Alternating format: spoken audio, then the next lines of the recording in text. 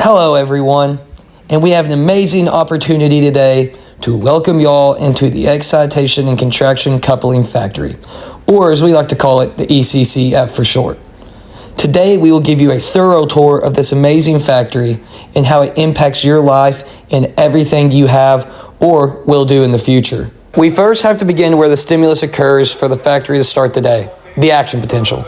An action potential is a concept that demonstrates how an impulse generates electricity in order to signal a command, order, and create a package that holds details for the command. The factory, when off and not in use, is set to negative 70 millivolts. This is known as the resting membrane potential. This term is used to describe when there is no order or command for a specific action potential to take place at a given time. Once the workers start their morning shifts and they clock in for the day, whenever the workers are notified of an alert of an incoming action potential, they raise the millivolts to negative 55. This is known as the threshold, or the all or none response. If the workers successfully achieve negative 55 millivolts, then the factory can send the entire action potential on through to its finished form, which we'll discuss later. If for some reason the action potential gets jammed or caught up in mechanical difficulties before it reaches negative 55 millivolts, we call this graded potential, where the action potential falls within negative 70 and negative 56 but doesn't reach negative 55 millivolts, the required to send the action potential through. If this is the case, then the action potential cannot send through and cannot be carried out by the individual. Now, if an action potential does reach threshold, then we can continue on. At this point, workers begin to immediately pack the cell with multiple sodium ions. This helps depolarize the cell and makes the cell's charge more positive, eventually reaching plus 40 millivolts. Once the cell reaches that, the package moves successfully to the next stage of the factory. After this is complete, the signal immediately returns to its original state of negative 70 millivolts by repolarizing through the use of an exodus of potassium ions out of the cell. This makes the cell return to a negative charge in order to wait for the next potential order of action potential. There are other potential moments during the process of the action potential, specifically during hyperpolarization, which is when the signal drops below negative 70 millivolts after repolarizing from a command. This can lead to an absolute or relative refractory period. The absolute refractory period is when another signal cannot be generated at all due to the sodium channels within the cell being open. This can result in delays or no responses within the factory. The relative refractory period is the opposite.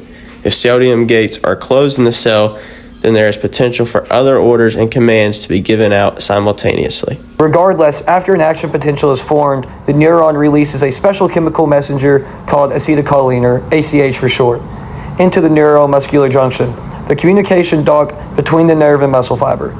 At the dock, ACH binds to the special receptors on the sarcolemma, the muscle cell's outside membrane. Think of these as electronic doors that open when they detect a signal.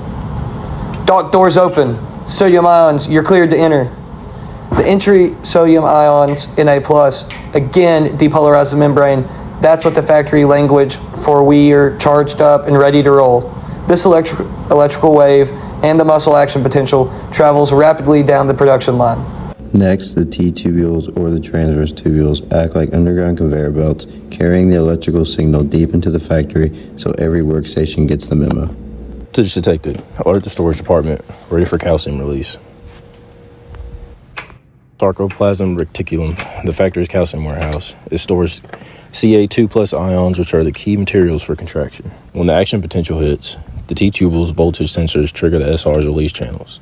Calcium pours into the cytoplasm, activating all assembly robots at once. This is a sarcomere, the smallest working unit of a muscle. Calcium now binds to troponin, a regulatory worker sitting on an actin conveyor belt. Calcium's here. Move those tropomyosin barriers. With calcium's arrival, tropomyosin, the safety cover, shifts aside, revealing the actin's active sites.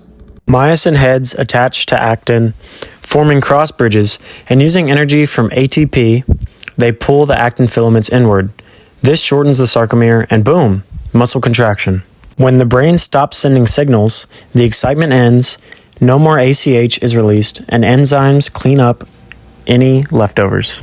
The sarcoplasmic reticulum pumps calcium back into the storage using calcium ATPase pumps.